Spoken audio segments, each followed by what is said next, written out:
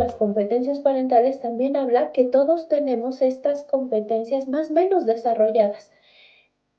¿Cómo las aprendimos de primera mano? Porque hubo un papá, una mamá o algún cuidador que ejerció su crianza sobre nosotros. Y entonces de esa crianza que ya tenemos, ¿no? Ese modelo, pues hay cosas muy rescatables, entonces hay que potencializarlo, hay que hacerlo mejor y hay cosas que podemos modificar y que podemos entender que vienen de nosotros desde nuestra propia historia, ¿no?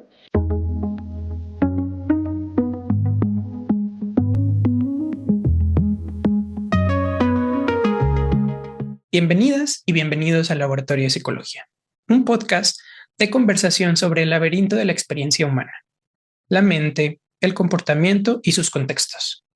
Soy Juan Martín Flores y cada episodio dialogo con especialistas de distintas disciplinas para mirar estos temas más allá de las explicaciones fáciles.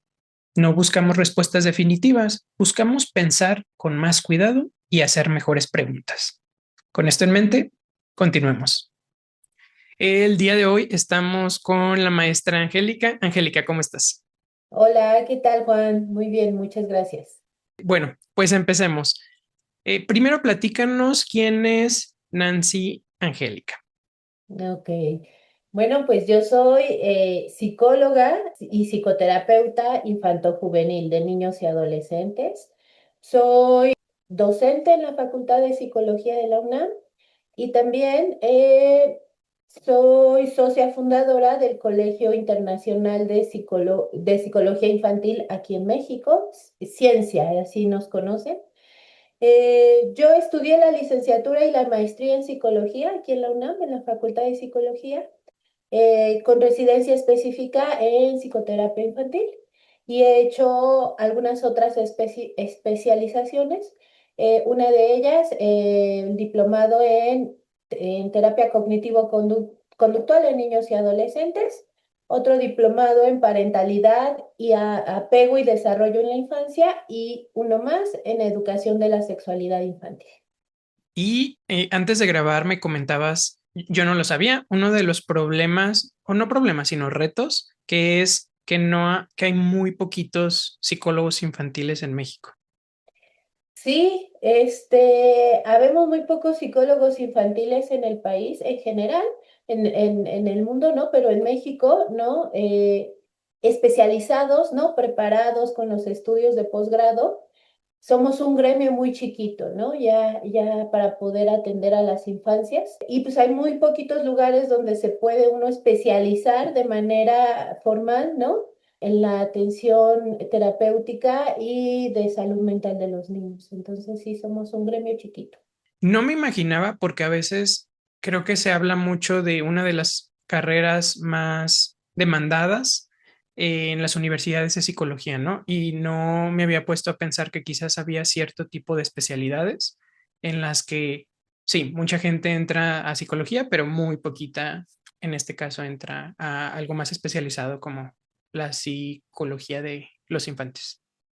Claro, la mayoría se especializa, digo, uno tiene que cursar la licenciatura en psicología, que tiene muchas áreas para podernos dedicar, y posteriormente, si queremos ser psicoterapeutas, si queremos dar terapia, tenemos que hacer otras especialidades, ¿no? La mayoría de las especialidades están enfocadas en personas adultas, ¿no? Pero en niños y adolescentes hay muy poquitas. Entonces eso hace que seamos un gremio muy chiquito, ¿no? Y muy demandado también. Y bueno, vamos a empezar un poquito ahora sí a hablar de la psicología infantil. Y algo que me gustaría abordar es cuando hablamos de malestar en la infancia, ¿qué crees que sea importante aclarar desde el inicio? ¿Qué sí es y qué no es? Esa pregunta está bien interesante, Juan, porque generalmente nosotros estamos acostumbrados a tomar en cuenta el malestar físico y emocional, pero sobre todo el emocional como algo que hay que atenderse hasta que ya es demasiado, hasta que ya no podemos más, ¿no? Y en eso ya hay estudios que nos dicen que una persona puede tardar hasta 20 años en recibir atención psicológica, por ejemplo, ¿no? Entonces, en la infancia esto todavía se vuelve más complejo, ¿no? Porque de pronto el malestar de los niños es tomado o como berrinches o como algo que se les va a pasar cuando crezcan o que algo que no es tan importante o que son melindrosos, ¿no? O sea, tendemos a etiquetar un montón a la infancia, ¿no? O todo lo contrario, de pronto, cosas que son normoevolutivas, es decir, que de acuerdo a la edad del pequeño es normal que se den, pues empezamos a preocuparnos y a pensar que esto ya no es correcto. Por ejemplo, la famosa hiperactividad o la inquietud de los niños, ¿no? Que la mayoría de los niños, de hecho, algo normal es que exploren, ¿no? Que observen, que quieran moverse, que brinquen, que corran, ¿no? Y de pronto, pues ya en cierto momento de nuestra historia, todavía actualmente, aunque menos, pues por ejemplo, el trastorno por déficit de atención e hiperactividad ha sido uno de los cuadros más sobrediagnosticados, ¿no? Entonces, ¿cuándo podemos hablar de malestar? Cuando la frecuencia empieza a ser cada vez más, ¿no? O sea, que un niño llore de repente porque quiere algo y no se le compró, porque tuvo un mal día, porque se peleó con su mejor amiguito, ¿no? Pues es normal, por ejemplo, ¿no? Hablando de un síntoma, el llanto. Pero si un peque está llorando constantemente a lo largo del tiempo, pues eso ya no es normal, ¿no? Lo mismo, por ejemplo, si tiene pesadillas, ¿no? O sea, que de pronto tengamos, de hecho no solo los niños, los adultos también, un sueño feo, pues es normal en cierto momento de nuestra vida, ¿no? Pero que esas pesadillas sean repetitivas, constantes, ¿no? Que ya no se quiera quedar solito, que empiece a perder independencia, autonomía, pues entonces ya es algo que tenemos que prestar atención. Y en este sentido, desde la psicología clínica, ¿cuándo sería o cuándo sería un largo plazo? Pues mira, en muchos cuadros los manuales diagnósticos nos marcan un mes y en otros 6 meses. Yo diría, no hay que esperarnos a 6 meses, ¿no? Si en un plazo, por ejemplo, de un mes esto sigue incrementando y no, o sea, nosotros tenemos que ver como si algo desagradable ocurre, o sea, la vida cotidiana es estresante, por ejemplo, ¿no? Entonces tenemos que ver una curva así de sintomatología, o sea, es normal que empezamos a sentirnos, tuvimos un mal día tristes, ¿no? Cansados, sin energía, pero luego esto tiene que ir para abajo y otra vez tenemos que volver a sentirnos bien, ¿no? Y así cotidianamente, de hecho yo le explico a mis alumnos que las emociones tienen que hacer como estas curvitas, ¿no? O sea, suben, bajan, todas, todo el tiempo a lo largo de la vida. Pero cuando esta sintomatología o estas emociones se mantienen a lo largo del tiempo, suben, suben, pasa una semana, pasa dos, pasa tres, yo diría hasta máximo 4, pues entonces ya hay que atenderlo, ¿no? O sea, ya hay que ver qué está ocurriendo, porque no es normal que un niño, ni ninguno de nosotros tengamos un malestar a lo largo del tiempo, ¿no? Por ejemplo, un miedo. El miedo es algo que se tiene como etiquetado como niños miedosos, niños cobardes, ¿no? Y un miedo, pues otra vez, tiene que hacer esta curva, ¿no? Pero el miedo que se prolonga a lo largo del tiempo, pues puede ser un cuadro de ansiedad en realidad que se está formando y que entre más pase tiempo, más complejo va a ser, más difícil de tratar va a ser, más se puede complicar incluso. Y en tu trabajo como psicólogo infantil clínica, ¿qué crees o qué es lo que has visto que se suele quedar fuera de los temas públicos cuando se habla de la salud mental en la infancia? Pues mira, el hecho de ir al psicólogo todavía sigue siendo un estigma, ¿no? Entonces, para los papás les cuesta muchísimo trabajo, ¿no? Pensar que su hijo o su hija vaya al psicólogo porque lo asocian a algo malo, ¿no? Y lo asocian también muchas veces a como fracaso en la crianza, ¿sabes? Cuando puede haber muchos otros factores, ¿no? ¿Cuáles son de las cosas que más se van como quedando fuera y que no es tan fácil que se pueda pedir ayuda? Por ejemplo, los temas de violencia, ¿no? el abuso, los malos tratos, ¿no? Pues, y sobre todo, pues cuando son las personas más cercanas al niño cuando lo cometen. Entonces es difícil que lo podamos observar directamente en el consultorio, a menos que alguien más empiece a notarlo. Generalmente son las escuelas, ¿no? La familia extensa, quien lo remite hacia nosotros. En esta situación en la que hay esta contradicción dentro del comportamiento en la escuela y en la casa, desde tu punto de vista, ¿cómo se aborda, cómo lo abordan los papás o cómo lo abordan eh, las escuelas normalmente? ¿Crees que funciona? ¿Crees que no funciona? Es que fíjate, el tema del comportamiento es bien interesante, ¿no? Yo te voy a contar rápidamente cómo es que los psicólogos miramos los síntomas para poder ir entendiendo qué pasa con un peque, ¿no? Los síntomas generalmente dentro de la salud mental infantil o la enfermedad, ¿no? Se pueden agrupar en dos grandes áreas en un inicio. Les llamamos síntomas internalizados o síntomas externalizados. Los síntomas internalizados son aquellos cuya manifestación va para adentro. Por ejemplo, la tristeza, la ansiedad, la inhibición, ¿ok? Las autolesiones, ¿no? Y los síntomas externalizados tienen que ver con que la manifestación va para afuera, ¿no? Por ejemplo, la hiperactividad, la impulsividad, la agresión, ¿no? Entonces, esta sintomatología, ¿no? Los problemas de conducta son los primeros que saltan porque son los niños que dan más lata, por así decirlo, ¿no? Entonces, no los aguantan en casa, no los aguantan en la escuela, ¿no? Y esos son los que son más fáciles de diagnosticar, son más fáciles de atender o más rápido porque rápido nos llegan. En realidad, el tema complejo desde mi punto de vista, desde mi práctica clínica, es estos otros que van gestando síntomas internalizados, porque son niños que más bien son tan inhibidos, tan calladitos, ¿no? Están bien portaditos, ¿no? Que es difícil observar que algo ocurre en ellos.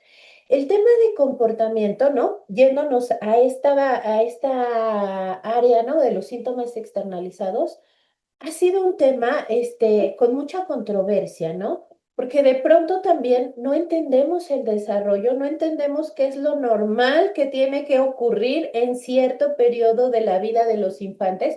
Y no es lo mismo un infante de preescolar que un infante, por ejemplo, de segundo, de tercero, de secundaria, a uno que ya está en la pubertad de sexto de primaria, por ejemplo, ¿no? Y entonces el comportamiento de pronto empieza, más bien, va a ir variando a lo largo del desarrollo. Cuando los niños están muy, muy chiquitos por madurez, hay bajo control de impulsos. ¿Qué quiere decir? Que son muy impulsivos por naturaleza, ¿me explico? Por madurez, su cerebro no ha alcanzado, ¿no? A desarrollar esa parte que les va a permitir ir controlando impulsos. Por eso cuando los niños son muy chiquitos son muy berrinchones, hacen muchos berrinches, ¿no? Otra cosa, pues, es que los niños tienen que ir explorando y la primera parte de la vida de un niño tiene que consistir en explorar y en poder estimular todo el sistema motor grueso y fino, es decir, jugar y jugar un montón, ¿no? O sea, correr, brincar, ir a los juegos, ¿no? Andar en bici, andar en patines. Posteriormente, ¿no? Cosas ya más también o a la par del sistema motor fino, por ejemplo, recortar, colorear, ¿no? Todo lo que se hace en preescolar. ¿Qué pasa? Que de varios años a la fecha, por ejemplo, voy a hablar específicamente del preescolar, ¿no? Se ha vendido la idea de que entre más rápido los niños, por ejemplo, sepan leer, escribir, sumar varios idiomas, comprender, pues es mejor. Pero fíjate cómo te estoy explicando que el desarrollo primero debe priorizar la parte motora. Entonces, nosotros llegamos a una de esas escuelas que nos venden super guau, ¿no? Donde ya van a aprender a leer, a escribir, a sumar. ¿Y qué es lo que necesitamos? Pues que un niño esté concentrado, atento, ¿no? Incluso que dé un grado de atención y concentración mayor del que puede ser. Y no lo va a lograr. ¿no? Va a lograr porque no le toca en ese momento. En ese momento le toca toda esa parte motor principalmente. ¿Me explico? También podemos estimular la parte cognitiva, pero se estimula, por ejemplo, con cuentos, con el juego. Con el juego simbólico. El juego simbólico es súper importante. Es aquel donde los niños juegan a hacer como si. Por ejemplo, vamos a hacer como si somos chefs. Vamos a hacer como si somos doctores, vamos a hacer como si tú eres mamá, yo soy papá, o somos las comadres, ¿no? Y el juego simbólico también es algo importantísimo en el desarrollo. Por ejemplo, es algo que no se da o se da de forma muy deficiente en los trastornos del espectro del autismo. Entonces, si de pronto nosotros llegamos a un momento, ¿no? En el preescolar, donde dejamos de mirar eso y como adultos queremos que lean, que escriban, que suman, que resten, pues les vamos a pedir cosas, ¿no? Que son sumamente complejas en ese momento, porque en ese momento lo que van a querer es moverse, brincar, correr, explorar, jugar, ¿me explico? Simbolizar, ¿no? Para poder acomodar. Y ahí es donde creo que vienen muchas de las principales dificultades en los temas de conducta, ¿no? Que de pronto algo que es difícil para un niño pequeño, pues se lo estamos exigiendo, ¿no? Por ejemplo, quédate sentado 7 horas y no te muevas. Eso es Es muy, lo que se muy me había ocurrido difícil. de, hay ocasiones en las que, no sé, amigos me dicen, es que no se está quieto en la escuela. Y yo, o sea, tú y yo ya fuimos a la escuela, sabes que estar sentado, si aún así vamos a la universidad, a la prepa, nos cuesta estar sentados un montón de horas. Ahora los niños que tienen esa, que no han aprendido todavía a una autorregulación, que lo que quieren es jugar, quizás nosotros también, pues, pero ya nos autorregulamos más o que nos estamos quedando dormidos o que queremos ir al baño o entonces pedirle a un niño que se esté 7 horas en sentado y que sea y que solo escuche, que solo a través del escuche o que solo le estén dictando todo el día, creo que también ahí habrá mucho que trabajar en cuanto al sistema de educación, ¿no? Claro, porque además otro de los puntos importantes es que este tema, por ejemplo, conductual, ¿no? De que el niño aprenda a comportarse, a esperar, ¿no? A frenar los impulsos, es algo que los adultos le tenemos que enseñar, ¿no? Entonces, ahí va otro problema. Queremos que hagan cosas como si nacieran ya como con un chip que ya entrenó todo eso. Por ejemplo, algo muy simple, ¿no? Los famosos berrinches, un tema número uno en las terapias, ¿no? Es que hace muchos berrinches en la escuela, en la casa, en donde sea, ¿no? Bueno, es que uno es normal. Lo primero normal en el preescolar. Si llega un niño más grande, por ejemplo, 8, 9 años, y hace muchos berrinches, ya no es normal. Ya ahí tenemos que pensar otras hipótesis, ¿no? Pero en el preescolar es normal, número uno. Número dos, el que sea normal no quiere decir que lo vamos a dejar. Quiere decir que tenemos que entrenar en el manejo de las emociones, ¿no?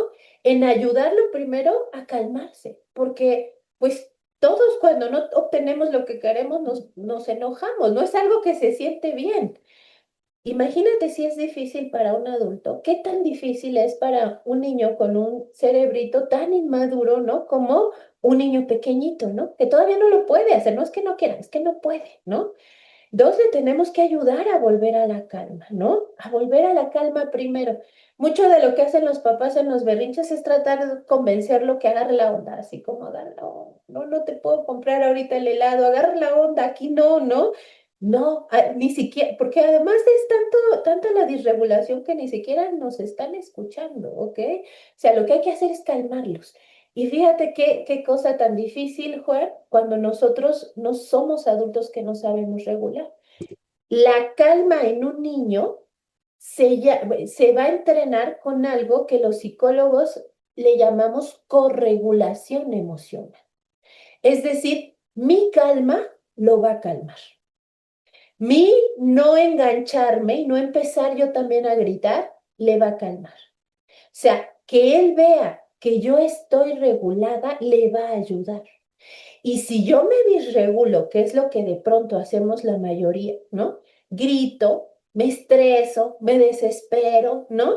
Pues entonces me disregulo y en este proceso que es en diadas, o sea, lo voy a disregular el triple, ¿no? Entonces, eso también es importante, ¿no? Si yo me calmo, ¿no? Si yo valido, porque además somos una sociedad acostumbrada a invalidar emociones, ¿no? O sea, no, es Eso no es que nada. No, no, no. Solo estás haciendo berrinche. Oye, pero me siento muy enojada. ¿Para qué te enojas? Eso no. no deberías enojarte, Exacto. entiéndelo ya, ¿no? Entonces, la emoción siempre es válida. Lo que no es válido es la conducta. O sea, si a mí me ocurre algo que no deseo, pues yo me voy a sentir o triste o enojada y eso es válido. Lo que no es válido es qué voy a hacer con ese enojo, ¿no? Entonces, cuando a un niño le comunicamos que lo que siente es válido, es un segundo pasito que empieza a calmar las emociones, ¿no? O sea, cuando yo le digo, entiendo que quieres ese heladito, ¿no? O sea, es que yo también quisiera un heladito ahorita, ¿no? Y después, ¿no? Ya que validé, ya, y él está más calmado, explico. Pero ahorita no te lo puedo comprar porque hace mucho frío o porque primero tenemos que comer, ¿no? Ay, no, pero podemos resolverlo, vamos a calmarnos los dos y platicamos cómo resolverlo. Entonces, lo invito, ¿no? A que lo que está ocurriendo se puede resolver, que finalmente es la función de las emociones. La función de las emociones, todas son normales, todas son buenas, ¿no? Mis pacientes pequeñitos me encantan porque a veces me dicen, me ponen a prueba y me dicen, Angie, enojarse también es bueno, entonces, no es malo, ¿no? A ver, los más grandecitos, los puber, por ejemplo, y si sientes celos, ¿a poco eso también es bueno, ¿no? Y si sientes venganza, ¿no? O sea, todas las emociones están en nosotros porque además nos cuidan y tienen una función. ¿Cuál es la función? Ayudarnos, ¿no? Desarrollarnos, protegernos, ¿no? Y finalmente, si nosotros resolvemos lo que esa emoción nos comunica, pues todo va bien. Y hacen esto que te decía al principio, suben, bajan todo el tiempo, todos los días. Cuando le explicamos a un niño cierto tipo de cosas o por qué no, por qué sí, no sé si a veces vemos a los niños como adultos pequeños, o sea, como si fuera una miniatura. Y de acuerdo a lo que sé, a lo poco que he estudiado, en realidad no, los niños sí tienen una diferente percepción, sí tienen diferentes necesidades, sí ven el mundo dependiendo su edad, solo de ellos, luego pueden tener la teoría de la mente, que es tener eh, que verlo desde otro punto de vista, ¿no? Creo que lo que dijiste sobre el juego simbólico de hay que jugar como si ayuda o estimula a ser también empáticos o a ponernos en la situación de otro, ¿no? En este sentido de que un niño no es lo mismo que un adulto pequeño, porque a veces le exigimos al niño que se comporte como un adulto, pero pequeño, ¿no? O sea, lo único que hacemos es bajar la voz, explicarle un poquito más y a veces el niño todavía no, uno, no nos entiende o queremos explicarle cosas que a veces ni nosotros sabemos cómo explicar, no o sea, Claro, nosotros mismos. claro. Yo creo que esto que mencionas, yo lo miraría desde dos esferas donde nos equivocamos, ¿no? Como adultos. Y creo que es llegar al punto intermedio y entender el desarrollo, ¿no? Cómo lo podemos hacer mejor. Primero, o no les queremos dar explicaciones, porque, ¿por qué? Si yo soy el adulto, ¿no? Yo me acuerdo que a mí mi mamá me decía, y me haces caso, porque soy tu mamá, ¿no? O sea, Exacto, porque soy tu ¿no? mamá. Pero ¿por qué Porque no puedo soy, ir? Porque soy tu mamá. porque soy tu mamá ¿no? Y eso es una mirada un poco equivocada hacia la infancia, como si los adultos fuéramos dueños de los niños, ¿no? Y eso nos da derecho a hacer y no hacer lo que queramos, y eso no es cierto, ¿no? Somos responsables de esos niños, y lo que tenemos que hacer es cuidar ese desarrollo, ¿no? Y la otra es, les explicamos demasiado o cosas que no necesitan, a tal grado, lo que dices es cierto, Juan, que de pronto queremos que entiendan como nosotros entendemos el día a día a un nivel ya de un adulto, y eso es muy complicado y puede causar también muchas consecuencias las dos, ¿no? Entonces, ¿qué ocurre? O sea, uno sí hay que darles explicaciones, ¿no? Y esas explicaciones, ¿no? Sí tenemos que cambiar la mirada a que se vale que las cuestionen. Y las cuestionan desde chiquitos, ¿ok? O sea, desde ¿Pero preescolarcitos, por qué? ¿Por qué esto? ¿no? ¿Pero por qué? Ya te De hecho, dije. entre los 2 y los 3 añitos descubren que pueden cuestionar y nada más lo hacen como una cosa de ya aprendí que esto se puede hacer, como previamente también los terribles dos que dicen no, no a todo. Y en realidad dicen no, no a todo porque descubrieron que podían oponerse. No dicen no con la conciencia de que, entonces esto significa que puedo no hacer caso y puede tener consecuencias. No, solo descubren que pueden decir no y lo ensayan. Así un día descubren que pueden explorar y explorar y que el por qué les da muchas respuestas. Eso no me dejarán mentir los papás de niños pequeñitos. De pronto es una duda que me dicen, es que ¿por qué me pregunta todo el tiempo por qué todo? Y yo, pues porque quiere saber todo, ¿no? Bueno, en términos cuando nosotros estamos entrenando para algo, ¿no? O poniendo un límite, ellos cuestionan y no está mal que cuestionen, ¿no? Lo que ocurre es que los adultos sentimos que nos están desautorizando, ¿no? Que es un tema como de desautorización, ¿no? Y eso lo tenemos que revisar nosotros con nuestras propias historias, ¿no?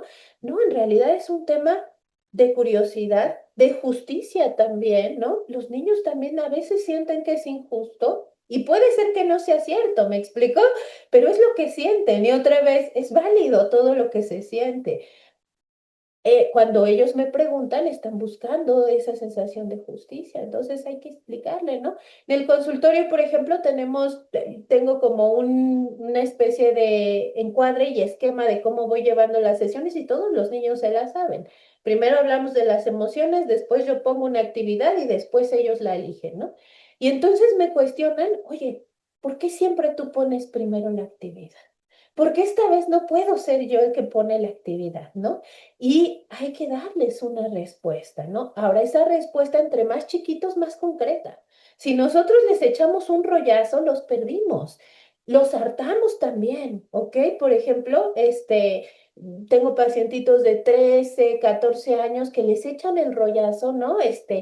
Y se fastidian, ¿no? Cuando incluso lo que necesitan sí es el límite, pero un límite más concreto y claro, ¿no? No puedes salir a la siguiente fiesta porque no cumpliste tu horario de llegada que acordamos. Y un límite claro es, te lo comunico, lo acordamos, lo ejecuto y la vida sigue. Yo no necesito cuando pongo un límite decir, y para eso debes de cuidar tus horarios y traicionaste mi confianza, ¿no? Y entonces yo por eso no sé si te puedo dejar ir o no. No, eso está de más, ¿no? O sea, de más entre más chiquitos, ¿no?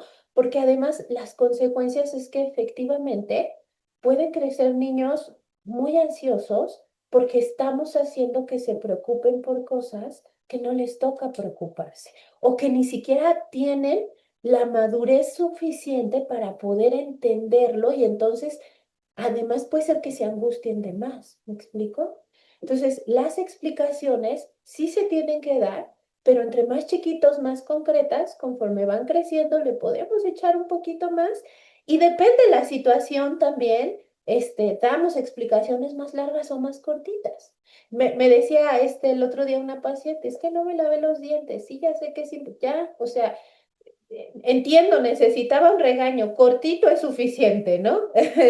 Y ahí yo le decía, ok, bueno, entonces hay que negociar con tu mamá, ¿no? ¿Qué tal si en lugar del regaño te recuerda, ¿no? Oye, los dientes hay que lavarse, ¿no? Y ella me decía, no, no, no, es que yo no quiero que me recuerde. Los niños son muy listos, ¿no? Pero no es un listos como de maldad de salirse con la suya, que es como los tenemos etiquetados, ¿no? Como si tuvieran ahí todo el tiempo estar creando acciones para Como si sacarnos fuera de contra control. nosotros. Ya lo tomamos Exacto, muy personal y es lo que han aprendido.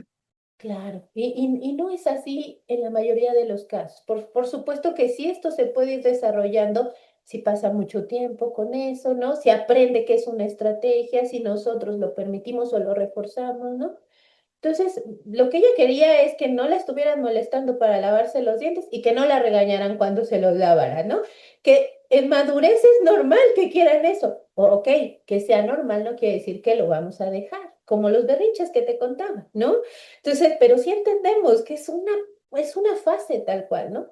Y entonces yo le decía, bueno, entonces tú te tienes que comprometer a que sin que te digan, te vas a lavar los dientes y si no te los lavas, ¿qué quieres que ocurra? Y entonces ella solita puso su consecuencia. No puedo bañarme con la música. Perfecto, ¿no?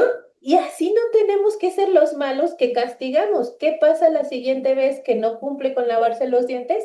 Yo como adulto le digo, y no hay música, porque tú elegiste no tener música, pero no lavarte los dientes. Y entonces se la volteamos, ¿no? O sea, y le enseñamos algo bien importante, que es responsabilidad, ¿no? Que es también valorar ese esfuerzo, porque es cierto que a esa edad da mucha flojera lavarse los dientes, ¿no? Entonces, creo que vale la pena que lo haga, porque si no, no voy a tener la música, ¿no? Y les enseñamos cosas más importantes que solamente obedecer por obedecer. Eso ya no es una estrategia de crianza actual, porque ya hemos visto que obedecer por obedecer tiene más consecuencias negativas que positivas en el desarrollo. En cuanto a las expresiones internas y externas de las que platicábamos sobre las emociones y el comportamiento, Ujú, ujú. am, ¿se ven igual los problemas psicológicos en un adulto que en un niño? Por ejemplo, ¿ves diferencias en cuanto a la ansiedad de un niño y de un adulto? Sí hay diferencias, en unas cosas se pueden parecer, pero sí hay diferencias, ¿no? Por ejemplo, en un niño la ansiedad se puede manifestar como que está de mal humor todo el tiempo también. ¿Ok? O sea, la ansiedad no solamente es que yo tengo miedo y lloro, ¿no? O sea, la ansiedad es sí, un miedo desproporcionado, irracional, que ocurre a lo largo del tiempo, ¿no? Entonces, el miedo tiene una función adaptativa y es una alarma biológica. O sea, gracias al miedo podemos cuidarnos. A mí me gusta explicarle tanto a los peques como a mis alumnos que es como un interruptor de luz. O sea, si ahorita hay un peligro, por ejemplo, suena la alerta sísmica, ese interruptor se va a prender y eso es lo que va a activar muchas funciones en mi cuerpo para que yo, ¿no? Va a poner, de hecho va a hiperactivar el sistema nervioso para que yo salga corriendo y entonces proteja mi vida. Pasó la alerta sísmica, no pasó nada, ¿no? Solo nos asustamos, por así decirlo, se apaga esa alarma, ¿no? Ese interruptor. Y la vida sigue. El miedo cuando tiene una función o el estrés cuando tiene una función normal, se va a prender, se va a apagar. Un peque tiene un examen, se va a estresar, va a tener preocupación, más o menos, depende del peque, ¿no? Pasa el examen y se apaga. En la ansiedad, ese interruptor se queda prendido. Y entonces, ese es el problema, ¿ok? No se percibe con recursos para afrontar, ¿ok?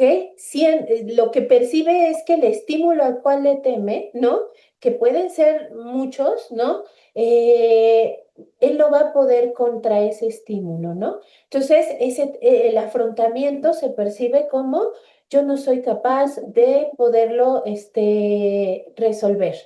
La ansiedad entonces es esta alarma que este interruptor que no se apagó y que se quedó prendido y que los niños perciben como que no tienen esos recursos para poderlo afrontar. Es también muchos pensamientos, ¿no?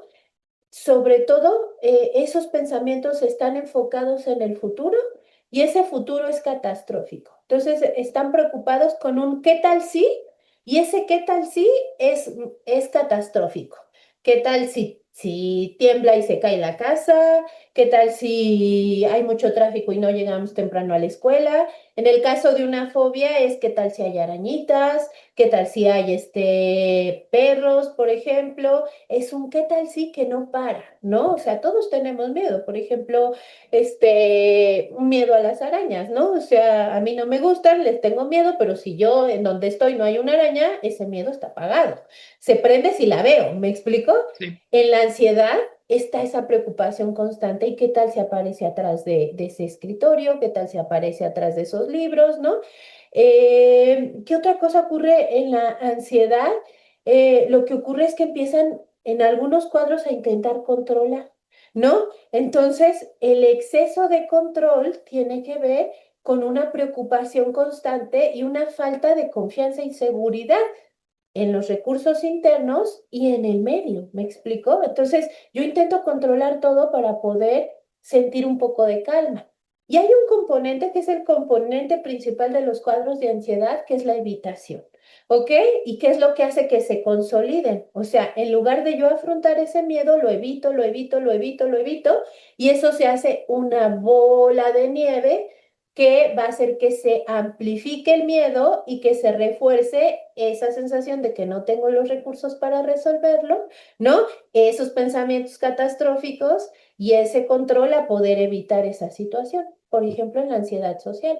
Evito hablar, evito interactuar, evito exponer, evito estar con personas porque el miedo ya cada vez es mayor y los síntomas que lo acompañan, ¿no? Taquicardia, sudoración, miedo a perder el control, a ser juzgado, que es lo que ocurre en la ansiedad, a ser criticado, y entonces yo dejo de relacionarme por eso, pero no porque yo no me quiera relacionar, sino porque el miedo es tanto que prefiero retraerme, prefiero hacerme al ladito.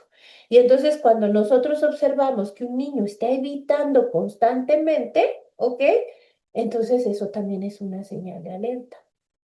Mientras crecía, Ujú, hace algunos años, ujú, en realidad no se hablaba de salud mental, ¿no? ujú, Y algo que aprendí es que utilizábamos diferentes nombres en ese tiempo o diferentes frases para conectar lo que ahora ya sabemos como ansiedad, depresión, etcétera, ¿no? Una cosa que se me ocurre es, yo tenía algunos compañeros y compañeras en la primaria que creo que veíamos como ya parte de su personalidad este tipo de situaciones. Por ejemplo, algo que se me ocurre y mientras lo explicabas se me vino a la mente es que teníamos una compañera que todos decíamos, ah, pues es que es muy nerviosa. Y eso lo hacíamos como si ya fuera su personalidad, ya lo normalizábamos claro, y ya nadie le decía, oye, pues tienes que trabajar esto, no, pues así es y ya. Entonces volvemos a esta parte de una de las características, pero ya súper atadas a cómo es y en realidad en ese tiempo y quizás ahorita, sí, si nos volvemos a ver, sea una persona que sufre ansiedad y así es. antes recuerdo que las personas adultas cuando yo era pequeño o hasta este momento más adultas que yo, dicen que antes no había problemas mentales porque no se hablaba de eso, que ansiedad es algo muy reciente y en realidad creo que la palabra quizás sea lo reciente, pero el comportamiento siento que ahí ha estado desde Sí, siempre. lo que pasa es que antes no se diagnosticaba, ¿no? O sea, ahora afortunadamente se diagnostica más y salta más que eso no es normal, se normaliza menos. Sin embargo, sigue ocurriendo, ¿no? Eso, por ejemplo, este recuerdo que tuviste, pues es un poco lo que yo te explicaba desde esta esfera de los síntomas internalizados, como no dan lata, ¿no? O sea, como no batalla uno con eso, entonces, no hay problema. Cuando sí es un problema que un niño sea nervioso a lo largo del tiempo. Si una situación le da nervios, es normal, ¿me explico? O sea, si voy a ir a una competencia y estoy nervioso, es normal, pero luego esos nervios se calman, se pasan, entonces eso es normal. Pero que siempre esté nervioso, ¿no? Eso ya no es normal. Y ese es el problema, que en la infancia se cree que cuando crezcan se va a pasar, y eso no es cierto, ¿no? Se va a hacer más complicado. Este ejemplo que me cuentas de tu compañera no me hace pensar en los niños con trastorno de ansiedad por separación, por ejemplo, que cuando entran a la escuela generalmente se detectan en el primer día de clases o es donde empezamos a poder verlos, pero no está tan diagnosticado ese cuadro, fíjate, ¿no? Porque lloran mucho y entonces es normal que llore porque pues está entrando a la escuela, ¿no? No sé qué. Sí, sí es normal, o sea, eso sí lo puedo decir, pero otra vez, eso tiene un periodo de adaptación. Y que un niño ya esté adaptado al colegio, ya no llore, esté tranquilo, ¿no? Se quede contento, aprenda, va a tardar máximo una semana, ¿no? No una semana, perdón, un mes, ¿no? Que la mayoría lo logra en la primera semana, ¿eh? O sea, la primera semana, el primer día se quedan bien, bien tristes, ¿no? Extrañan mucho a mamá, pero luego se va. Todavía hasta un mes es bueno. Hay personas que les cuesta más adaptarse, por personalidad puede ser, y tardan hasta eso. Pero que todo el tiempo esté preocupado porque su mamá sí va a volver, no lo va a dejar, y ocurre en otras esferas, ¿no? Porque no se pueda quedar solo en la sala porque ya tiene miedo porque la mamá se fue al baño, y que eso ocurra en un tiempo prolongado, entonces ya no es normal. Fíjate que luego me preguntan de la timidez, que un niño sea tímido, ¿es normal o no es normal, no? O O que sea sea, muy es callado. que sea muy callado, ¿no? Por supuesto, no es un problema a menos que empiece a interferir en su vida cotidiana, ¿no? O sea, por ejemplo, porque sí, por personalidad hay personalidades introvertidas y extrovertidas, y ser introvertido no es malo, ¿me explico? ¿A qué me refiero que no haya problema? Que sí sea capaz de tener amigos. Sí, no va a ser el alma de la fiesta, no va a ser el niño popular, pero sí tiene por lo menos uno o dos amiguitos, juega con él, habla con él, puede pasar a exponer. Si le preguntas algo, lo responde, aunque no sea el niño parlanchín que no deja de hablar, pero si tú intentas hacer una conversación con él, la responde, ¿no? Ahí la timidez es normal. Pero ¿qué pasa cuando más bien se inhibe, no se siente tan ansioso, tan miedoso, que entonces tú le preguntas algo tan simple como qué comiste y no puede responderlo, y no puede responderlo a casi ninguna persona que no sean sus cuidadores, ¿no? Cuando no logra hacer amigos, ¿no? Cuando no logra, por ejemplo, participar en clase, entonces ya empieza a ser un problema, y el problema no necesariamente es la timidez, sino que la timidez nos está enseñando que puede haber mucha ansiedad o otras cosas, ¿no? Maltrato, abuso, qué sé yo, que está viviendo este pequeñito y que no tenemos que atender. En cuestión a los comportamientos que los padres ven de los hijos, me ha tocado mucho como este sentimiento de culpa sobre Ujú. ver o interpretar de otra forma los comportamientos que tienen sus hijos, ¿no? Porque si hay como esta culpa, entonces lo veo poquito menos o lo veo más difuminado al problema que están teniendo.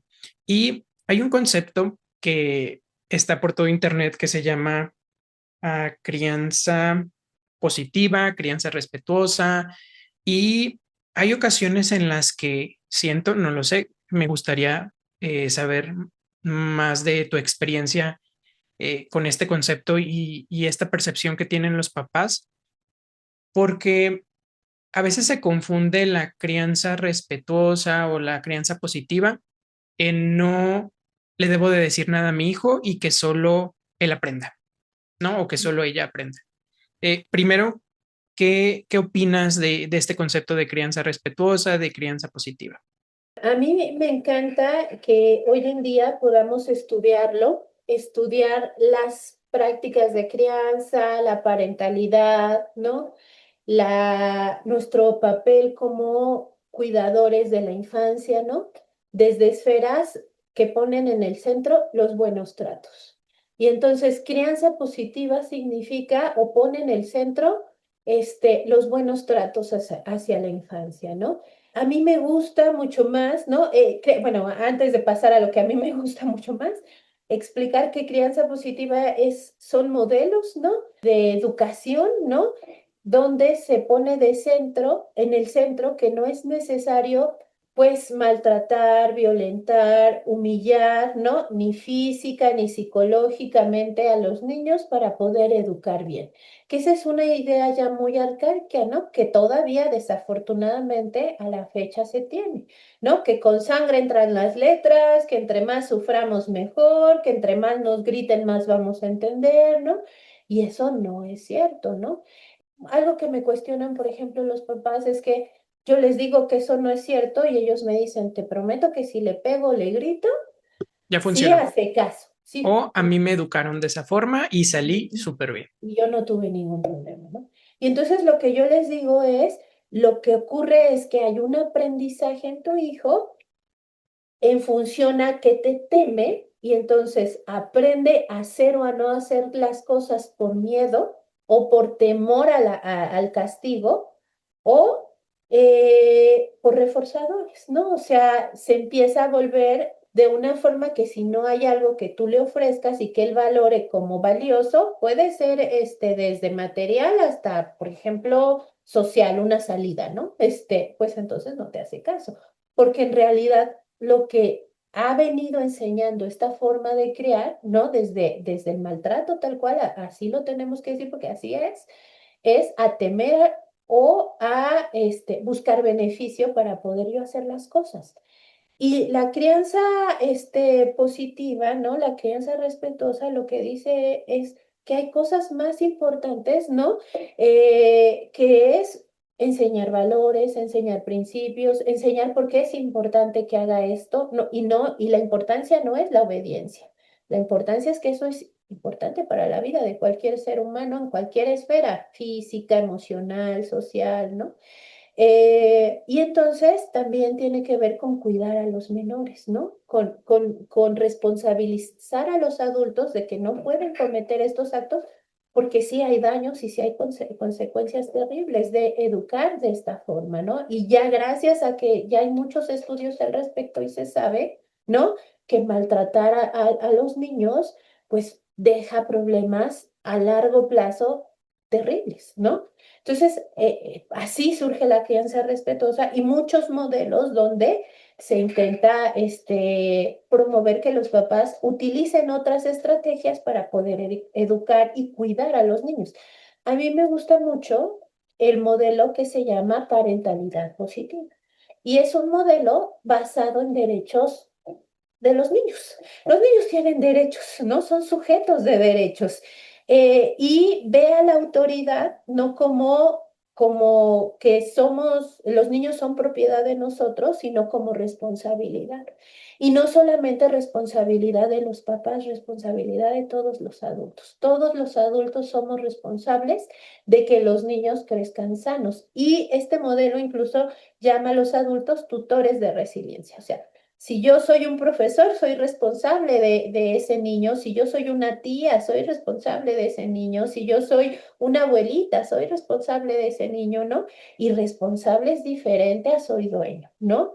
Entonces, la parentalidad positiva habla de algo que se llaman competencias parentales, que a mí me encanta y es una de mis líneas de investigación y de estudio principales desde hace muchos años. ¿Y qué nos dicen que son las competencias parentales? Son tres cosas, son conocimientos, habilidades y prácticas de crianza enfocadas a promover el desarrollo de los niños.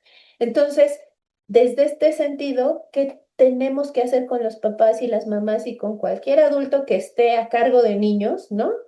Darles conocimientos, ¿no? Por ejemplo, explicarles el desarrollo, esto es de acuerdo al desarrollo, esto no, ¿no? Darles actitudes, o sea, prepararlos para que estén en un mood de hacerlo diferente, ¿no? Y por supuesto, lo más importante es darles estrategias para hacerlo distinto. Es bien fácil señalar al papá y a la mamá pobres, ¿no? Y decirles, lo estás haciendo mal, ¿no? Pero hacerlo diferente implica que tengan elementos prácticos para hacerlo distinto. Y hacerlo distinto sin no maltratar tampoco es ser laxos, ¿no? Ser negligentes y no limitar, por ejemplo, no orientar, ¿no? Significa que yo voy a guiar, ¿no? Desde la firmeza, pero también desde el apego y la empatía, lo que hablábamos hace ratito, ¿no? Si este niño me hace un berrinche porque quiere un helado y yo pienso que lo que quiere es avergonzarme frente a todos los papás de la escuela, ¿no? Si yo tengo ese pensamiento, lo que yo voy a hacer es enojarme con él y entonces muy posiblemente gritarle y hasta pegarle. Pero si yo pienso, pues que es un niño, que es normal que quiera un helado, ¿no? Y que lo que a mí me toca como responsable de él es ayudarlo a calmarse y a entender que no es el momento del helado, ¿no? Pues entonces, desde cómo lo tomo yo, lo voy a accionar diferente. Entonces, la parentalidad positiva o las competencias parentales también habla que todos tenemos estas competencias más o menos desarrolladas. ¿Cómo las aprendimos de primera mano? Porque hubo un papá, una mamá o algún cuidador que ejerció su crianza sobre nosotros. Y entonces de esa crianza que ya tenemos, ¿no? Ese modelo, pues hay cosas muy rescatables, entonces hay que potencializarlo, hay que hacerlo mejor y hay cosas que podemos modificar y que podemos entender que vienen de nosotros desde nuestra propia historia, ¿no? Recuerdo mucho un papá, ¿no? Dando orientación a padres, ¿no? Él cayó en cuenta que una cosa que hacía que él gritara a sus hijas era que llorara, que le molestaba mucho que las hijas lloraran, por ejemplo. Y cuando fuimos preguntándonos, ¿qué será que hace que a ti te moleste que ellas lloren? Porque descubrió el momento de pensar la parentalidad, es algo que tenemos que darnos ratitos para hacer, como evaluar nuestra parentalidad. Ojo, no solamente desde lo que está mal, desde lo que está bien también, ¿no? Él me dice, es que a mí, mi papá, me daba una tunda cuando yo lloraba. En mi casa no estaba permitido. Y entonces él se quedó así impactado, ¿no? Que justo en esta orientación estaba palabrando que él estaba repitiendo lo que hacían con él, no se había dado cuenta que en realidad es porque él tenía asociado el llanto a su propio maltrato, a su propia historia de maltrato, y que sus hijas se lo despertaban, pero que no tenía nada que ver, ¿no? Cuando él cayó en cuenta de esto, entonces se vio a la posibilidad de tolerar un poco más el llanto, de alejarse, o sea, en lugar de lo que decíamos, en lugar de ir a marcar el límite, a hablar, a hacer entender, lo que hacía cuando las niñas lloraban era, se alejaba y luego ya regresaba, ¿no? Para poder hablar, para poder brindar estrategias. Entonces, competencias parentales, parentalidad positiva o crianza positiva no es dejar que los niños hagan lo que quieren, es guiarlos, orientarlos, darles estrategias desde los buenos tratos, ¿no? Y buenos tratos significa firmeza, vínculo y empatía con el niño. También flexibilidad. Hay momentos donde se vale que yo sea flexible y hay otros momentos donde no. En la mayoría se vale. Por ejemplo, tienes que comer verduras, ¿no? Eso no es negociable. Pero si te comes el chayote o el brócoli, o me explico, eso lo podemos negociar. Pero que yo me aferre a que a fuerza sea el chayote, pues entonces, ¿qué tanto vale esa batalla? ¿Y qué tanto es porque verdaderamente quiero incorporar las verduras o porque yo me siento desautorizada? ¿No? Tienes que hacer la tarea, ¿no? O sea, eso no es negociable. ¿No? Que sí podemos negociar si la haces cuando llegues de la escuela o la haces después de ver un ratito tu programa favorito o la haces cuando regreses de entrenar. Lo que no es negociable es que tienes que ver, que tienes que hacer la tarea. No, pero el niño otra vez, el niño va a intentar, no. Y porque son muy listos y eso es muy bueno, ¿no?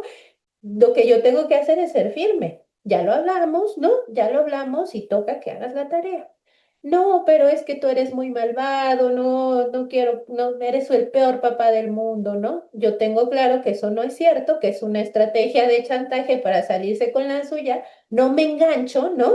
Intento regularme y digo, bueno, pues es que soy el peor papá o la peor mamá porque quiero que tú aprendas muchas cosas padres en la escuela, ¿no? Y le ayudo a seguir la indicación sin prácticas autoritarias, tampoco flexibilizo a que, ay, bueno, no la hagas, ¿no? Soy firme, pero desde los buenos tratos, la empatía y el vínculo. Y el vínculo es súper poderoso. Y en cuanto a los retos, digo, se escucha muy bonito la parte parental positiva. Hasta cierto momento, cuando uno no es papá, se escucha fácil de, ah, Claro. claro, me autorregulo, pongo límites a mis hijos, les doy opciones, soy flexible, pero también hay no negociables. Se escucha como fácil, pero ¿cuáles son los retos que has visto ya en la práctica? Es muy, muy, muy difícil. Y es lo primero que les digo a los papás. Yo les digo las cosas y les digo, así como tú me lo acabas de explicar. Todo esto que te estoy diciendo suena facilísimo, te va a costar mucho trabajo. ¿No? O sea, los preparo con la realidad. Hacerlo es complicado. ¿Por qué? Porque estamos tratando de cambiar, quién sabe cuántos años de hacer las cosas de una forma, de pensar las cosas de una forma, ¿no? Entonces, primero, soy empática con los papás, ¿no? O sea, la tarea de la crianza es sumamente compleja y sumamente estresante. Lo segundo es ayudarlos a que ellos, a mí me gusta, Juan, no que sigan recetas, no porque yo lo digo lo hagan. porque eso, desde mi punto de vista en la terapia, no funciona mucho. A veces lo necesitan, lo necesitamos todos, ¿no? Que alguien nos diga exactamente lo que tenemos que hacer. Pero los procesos terapéuticos son más complejos que eso. Lo que a mí me gusta es contárselos, ¿no? Ponerlos sobre la mesa y vamos a discutir. ¿Qué te hace sentido? ¿Qué no te hace sentido de esto que te estoy diciendo? Y otra vez, se vale que no les haga sentido, porque yo me contradecería un montón, ¿no? Si les estoy diciendo que se vale que el niño pregunte y en la terapia no se valga, ¿no? Que pregunten y que no les haga sentido, ¿no? Lo siguiente es que los papás le entren a revisar sus propias historias y sus propias prácticas de crianza. A veces se puede sin un proceso personal propio, es decir, con la propia orientación en crianza, ¿no? O sea, a veces se puede, en muchos casos, Juan, es necesario que además de que los peques estén en terapia, los papás estén en terapia. Y ojo, ir quitando la idea de que ir a terapia es algo malo y yo voy a ir porque lo que estoy haciendo es malo, o porque soy una mala persona, o porque estoy enfermo, ¿no? Sino porque es una consulta de salud, me explico, que tenemos cada vez que mirar como algo necesario. Voy a ir a ver cómo estoy. En la salud física, lo mejor es que nos revisemos cuando no hay un problema, que hagamos nuestros chequeos periódicos, ¿no? Cada año, ¿no? Prevención, ver si La algo prevención, ¿no? necesitamos alguna vitamina, hierro. Claro, y es desde esa mirada donde si yo voy con un psicólogo, entonces es porque hay algo malo en mí, no necesariamente, pero revisar, ¿no? Que es otra de las cosas que se trabaja mucho en la parentalidad positiva, escanear cómo yo lo estoy haciendo, cómo ejerzo mi maternidad para evaluarla y evaluarla no desde un sentido académico de 10 9, sino de esto me está funcionando, esto me hace sentir bien como mamá. Ser esa mamá me gusta, ¿no? A poderlo cuestionar y pensar, ¿no? O sea, esto no me gusta, por más que lo quiero cambiar, no lo puedo hacer, no me gusta ser esta mamá, ¿no? O este papá, ¿no? Y quiero hacerlo diferente, o no me está funcionando, ¿no? O me ha tocado muchas mamás o papás donde la pregunta es simplemente no saben si lo están haciendo bien, ¿no? Y una mirada experta que les diga, me parece que sí es por ese camino, porque muchas veces en realidad sí es por ese camino, ¿sabes? Les calma un montón y hace que todavía lo hagan mejor. ¿Qué otro reto es? Y que yo muchas veces lo hablo con los papás de mis pacientes, pues es que es injusto que solamente tengan a los hijos en terapia y que los hijos son menores y la terapia infantil tiene un límite. ¿Y sabes dónde está ese límite? En el trabajo que le toca hacer a los papás y al contexto. A veces en ese contexto va la escuela, ¿no? Yo he tenido chavitos donde vamos avanzando muy bien en terapia, vamos avanzando muy bien con los papás, pero en la escuela es el problema porque la escuela no quiere agarrar, no quiere caer en cuenta que le toca también hacer cambios y ajustes, ¿me explico? Entonces, en cuestión de los papás, ¿no? No es justo que solo el niño trabaje para estar bien cuando es un menor. Todavía no le toca hacerse responsable de él 100%. Eso va a ocurrir cuando crezca.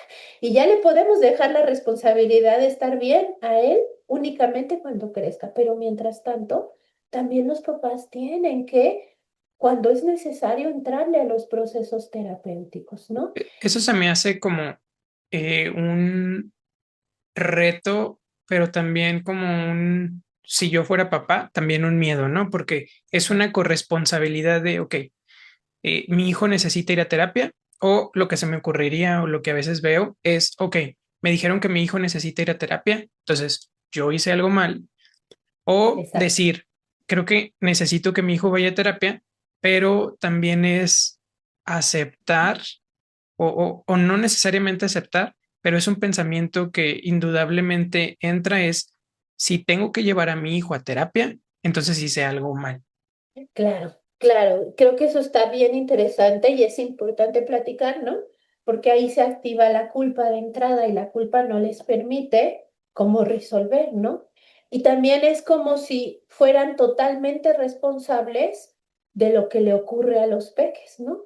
Y por eso hay que hacer una valoración psicológica. Si bien una parte que puede estar influyendo en que el problema se esté desarrollando o no es la crianza, no es la única razón. Hay factores que van a predisponer a un niño de tener un problema de salud mental, como por ejemplo factores genéticos y hereditarios, ¿no? O sea, donde ahí nadie tiene la culpa, es la herencia y los genes, ¿no? Factores genéticos y hereditarios. Factores, por ejemplo, de eventos extraordinarios. Una muerte repentina, una separación, un cambio de escuela, ¿no? Algo que ocurrió extraordinario. De pronto, factores temperamentales también pueden influir, ¿no? Entonces, hay muchas variables y no todas las variables responsables de las problemáticas de los niños son porque los papás no lo están haciendo bien, ¿no? También son los principales motores de cambio, ¿no? O sea, cuando los papás ayudan en el tratamiento, los cambios son más prolongados a lo largo del tiempo, son más rápidos, ¿no? Son más fáciles también. Yo, por ejemplo, en mi consulta privada nunca acepto nada más a los niños, ¿no? O sea, y lo saben desde el día uno. Los niños vienen a cierto número de sesiones y luego te toca orientación.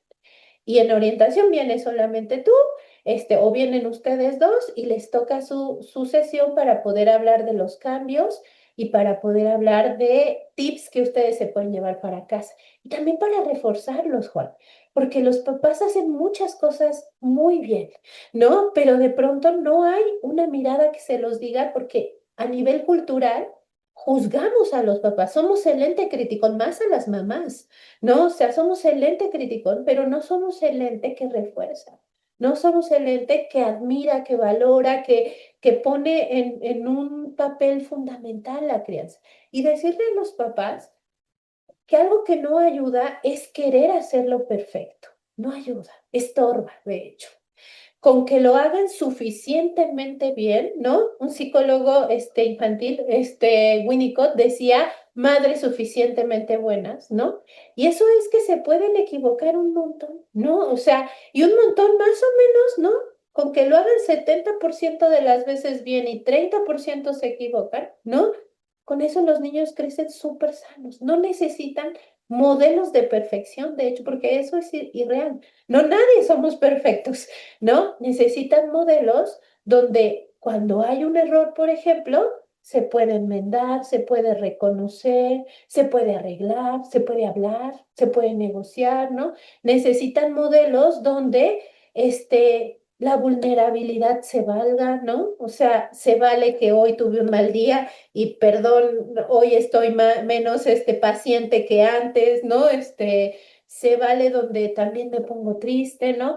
Sin fragilizarnos, ¿no? O sea, no es necesario, sin buscar que el niño sea nuestro mejor amigo o otro aspecto importante, eso no puede ni debe de ser, ¿no? O sea, nosotros podemos tener una relación preciosa con nuestros hijos, de madre e hijo o padre e hijo, no de amigos, ¿no?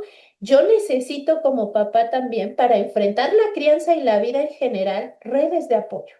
Un papá o una mamá que lo hacen solitos son papás muy vulnerables. ¿Me explico? Para que la infancia crezca sana, necesita que ese papá y esa mamá puedan estar sostenidos para que ellos sostengan bien. Entonces, es importante que papá y mamá también tenga su ser pareja y que la trabaje, su ser individuo, ¿no? Su ratito donde se van a caminar al parque o se van al yoga o leen su libro, ¿no? Su mejor amigo o su hermana o su mamá o su terapeuta, ¿por qué no? Donde pueden hablar de las cosas que les preocupan, les angustian, ¿no? Este, el apoyo que de pronto tenemos que pedir y que ofrecer a los otros, ¿no? El apoyo con la mamá del mejor amiguito, ¿no? O sea, se vale. Somos una sociedad que hemos dejado de trabajar y de mirarnos en comunidad. Nos hemos vivido ya cada vez más en solitario. Y a todos los seres humanos, no solo a los niños, les hace muy bien, nos hace muy bien estar en comunidad. Somos personas sociales, ¿no? ¿Qué crees que valga la pena preguntarnos? sobre lo que tiene que ver con la salud mental infantil. ¿Cuál crees que sea una pregunta que sería bueno hacernos? Eh, la prevención, ¿sabes? Yo le apostaría mucho a la prevención, a poder dar herramientas a los niños, a las niñas y a los papás para poder impulsar acciones desde la salud, ¿no? Por ejemplo, que los niños pues puedan tener espacios donde puedan entender su mundo emocional, hablar sobre su mundo emocional, ¿no? Podamos ayudarlos a formar vínculos y no solamente vínculos con nosotros, ¿no? Vínculos dentro de los contextos donde están incluidos, por ejemplo, la escuela, las actividades extracurriculares, ¿no? Que los niños puedan saber que no solamente cuentan con mamá y papá si necesitan ayuda para algo, sino también están los maestros, está la familia extensa, están te digo, estos papás o mamás de los mejores amigos, ¿no? Este, sí, sí, promover mucho, no solo la socialización, sino también el juego. El juego es algo que a mí me da algo cuando solo lo quieren emplear como castigo, ¿no? O como recompensa. Es que el juego no puede ser castigo o recompensa, ¿sabes? El juego es parte del desarrollo. Los niños acomodan el mundo jugando y acomodan sus emociones jugando. Yo le digo a los papás, ¿no? Y les recomiendo un montón. ¿Quieres saber qué sienten, qué están viviendo, qué piensan sus hijos? Observen su juego, ¿no? Sobre todo este juego simbólico. Creo que un gran reto, la verdad, es el uso desmedido de la tecnología a edades más tempranas también. ¿No? Hace ratito al inicio del podcast estábamos hablando, ¿no? Que les pedimos a los niños estar sentados 7 horas, ¿no? Y eso va contra el desarrollo, pero también va contra el desarrollo estar frente a una pantalla desde chiquitos, ¿no? Ahorita ya se están encontrando muchas problemáticas, asociadas al uso de pantallas a edades tempranas o al uso de pantallas en un tiempo desmedido. Si bien no está mal, me explico, o sea, la tecnología no es algo malo, tenemos que irla incorporando también conforme al desarrollo, ¿me explico? Entonces, lo primero que tienen que aprender los niños es a usarla en un sentido técnico, cómo prender, cómo apagar, ¿no? No pueden tener, ¿no? Celulares propios, no pueden tener tablets propias. ¿Por qué? Porque es la misma razón de por qué no das unas llaves de un coche, aunque tú puedas comprarles un coche, por ejemplo, ¿no? O sea, porque no tienen la madurez ni la responsabilidad para poderlo manejar, ¿no? Aunque ya alcancen los pedales, por ejemplo, ¿no? O sea, no vas a hacer eso, tampoco les puedes dar un dispositivo y mucho menos con acceso a Internet, ¿no? Los dispositivos electrónicos, los videos, los videojuegos generan dosis impresionantes de dopamina que nada las logra tener en un corto tiempo, como por ejemplo los shorts, ¿no? Entonces, genera conductas adictivas, por supuesto, y que no encuentren gratificación en otros aspectos, ¿no? O sea, a mí nada me está impresionando que yo cada vez encuentre niños más chiquitos con depresión cuando no están teniendo otros estímulos que los llene de todas estas sustancias que nos hacen sentir bien, ¿no? Más que en los dispositivos, ¿no? Además de todos los riesgos que tienen los dispositivos electrónicos. Sí, Y, ¿no? sí, a veces Dime. para nosotros es muy difícil autorregular nuestra propia actividad en redes sociales, de que a veces las tenemos que, bueno, me incluyo las que yo las tengo que o desactivar o poner un candado de solo la puedo usar 2 horas al día o simplemente desinstalarlas porque digo, creo que me tengo que tomar por lo menos una semana de no estar viendo redes sociales. O sea, si nosotros con la adicción que nos provoca a los adultos, que se supone que ya tenemos nuestro lóbulo prefrontal ya desarrollado. Entonces, que en realidad no me imagino qué cambios podría hacer en un cerebro de un niño que apenas está desarrollando y lo que está aprendiendo. Claro, y el problema es que es justo ese, Juan, que ese cerebrito apenas se está desarrollando, ¿no? Y entonces sí se puede estar modificando por un uso excesivo y descuidado de la tecnología. No es lo que les toca en este momento. Y sí los metemos en conflictos, ¿no? Por ejemplo, es que come más rápido si le pongo la tablet. ¿Qué crees? O con la tablet si quiere comer. ¿Qué crees? Lo que está ocurriendo es que está prestando tanta atención a la tableta o al Que celular está olvidando que está los otros olvidando estímulos. sondear, por ejemplo, la saciedad que está sintiendo. Y entonces nosotros, pues comemos, cuando comemos con atención plena, que así debe de ser, ¿no? O sea, y eso se entrena desde niños, ya de adultos es más difícil, sí lo podemos lograr, ¿no? Pero no, es, la comida vamos captando sabores, vamos estando atentos de cuán saciados estamos, ¿no? De cuánto más o menos necesitamos, le estamos quitando eso, ¿no? No es que con la tecnología solamente así se queda quieto. Y si no está duro y dale que está aburrido. Es que estar aburrido no es malo, ¿no? Ese es otro problema que yo encuentro, por ejemplo, que se puede complejizar en un cuadro patológico y que ya los he visto. De esta confusión en la crianza positiva. O sea, no queremos que los niños se aburran, y entonces los adultos contemporáneos nos hemos comprado el papel de sus payasos. Y perdón que lo diga así, pero quiero que mueva, ¿no? De yo soy el responsable de divertirlo, ¿no? Pues sí eres responsable de proveerle de herramientas para que se pueda divertir, pero que se aburra también es parte de la vida. Y hay que aprender a aburrirnos, a estar en calma, porque además, ¿sabes qué, Juan? El aburrimiento es importantísimo y es la antesala de la creatividad. Entonces, es necesario. Y yo me he encontrado niños y adolescentes con ataques de pánico, es un cuadro de ansiedad, ¿ok? Ante el aburrimiento. No saben estar quietos. No saben no estar haciendo tarea y yendo a las actividades extracurriculares, estar frente a la pantalla. Y entonces, por supuesto que crecemos y nos convertimos en adultos ansiosos que no saben, ¿no? Parar para descansar, ¿no? El aburrimiento sirve para descansar en una parte, ¿no? O sea, nos permite volver a la calma y también sirve para recrearnos, disfrutar del ocio. ¿Me explico? Todo con medida, ninguna cosa en exceso es buena, pero el ocio, ¿no? O sea, tener mi ratito donde no estoy haciendo nada es importante para descansar y es la antesala de la creatividad. Entonces, si nosotros todo el tiempo estamos dando un dispositivo, no hay oportunidad de este aburrimiento y estoy frenando la creatividad. ¿No? No estoy dejando que el niño tenga tiempo para pensar los estímulos, ¿no?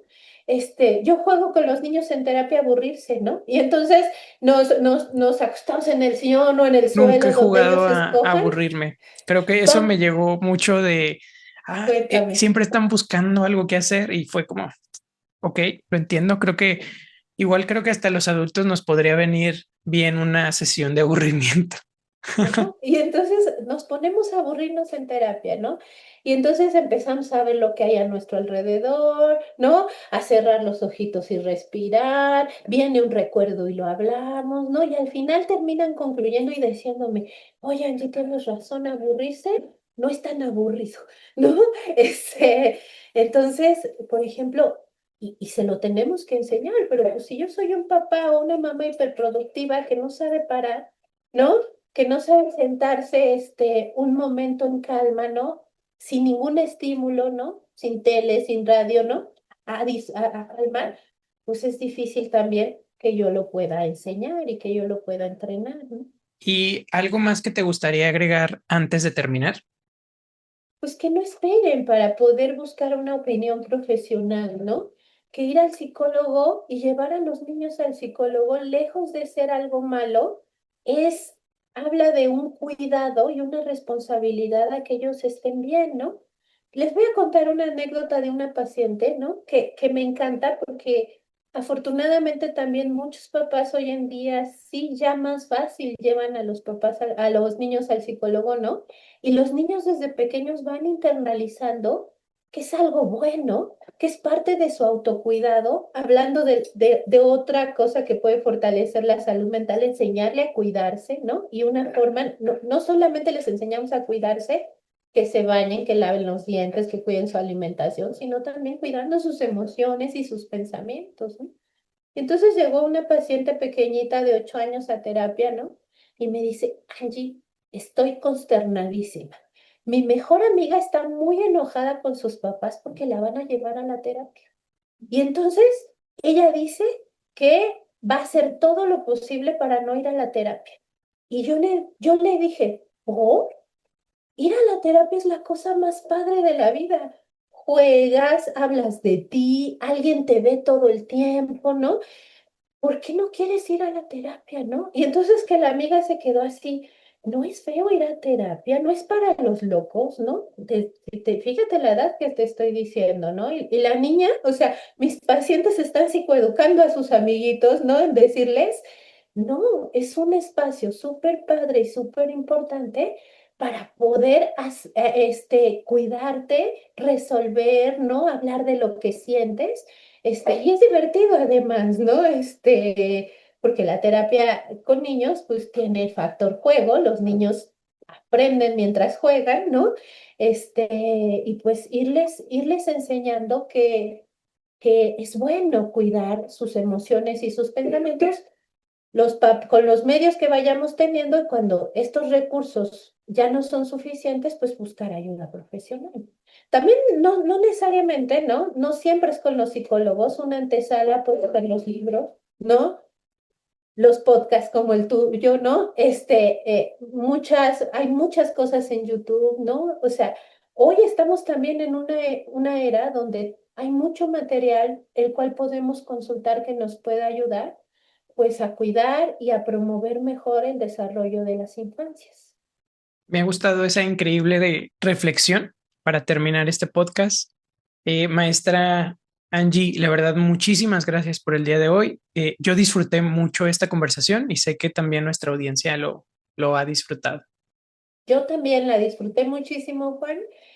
Muchas gracias por la invitación y me encantó platicar de esto que a mí me encanta mucho, que es la salud mental infantil. No, gracias a ti.